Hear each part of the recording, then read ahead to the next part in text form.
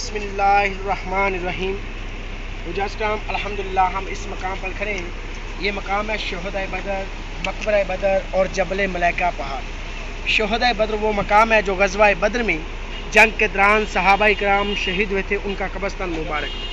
یہ مشترکہ قبرستان ہے، یہ وہ مقام ہے جو غزوہ بدر میں جنگ کے دوران صحابہ کرام شہید ہوئے تھے، ان کا قبرستان مبارک۔ اس قبرستان کے اندر اتنے فائنل 13 صحابہ کرام دفنائے گئے تھے، اور جو 14واں صحابہ کرام تھا حضرت عبیدہ بن حارث رضی اللہ عنہ کو غزوہ بدر سے مدینہ منورہ کی طرف واپس لے جایا گیا، ان کا کوئی فہم تو کس وادی میں دفنایا گیا۔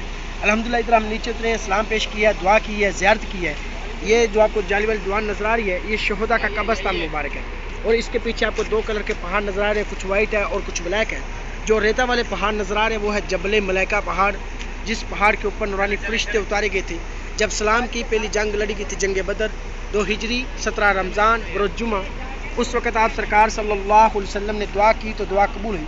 آپ سرکار صلی اللہ علیہ وسلم نے دعا کی، یا اللہ پاک میرے پاس تو ٹوٹل یہ 313 صحابہ کرام ہیں، آگے سے 1000 مشرکین مکہ ہے، یہ 313 صحابہ کرام شہید ہو گئے تو اس دنیا میں آپ کا نام لینے والا کوئی نہ بچے گا۔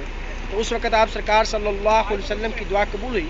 ایک روایت میں آتا ہے 1000 نورانی فرشتے اتارے گئے، ایک روایت میں آتا ہے 3000 نورانی فرشتے اتارے گئے، اور ایک روایت میں آتا ہے 5000 نورانی فرشتے اتارے گئے۔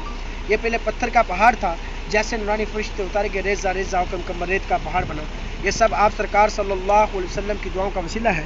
وہ سامنے شہداء کا نام لکھا ہوا ہے، وہ شہداء جو غزوہ بدر میں جنگ کے دوران صحابہ کرام شہید ہوئے تھے، ان کا نام مبارک۔ اس قبرستان کے اندر صحابہ کرام کی قبروں کی نشاندہی نہیں ہے، جو تختی مبارک لگی اس میں شہداء کا نام لکھا ہوا ہے۔ جزاک اللہ خیر۔ السلام علیکم رحمۃ اللہ۔ اللہ پاک سب کے درجات کو بلند فرمائے۔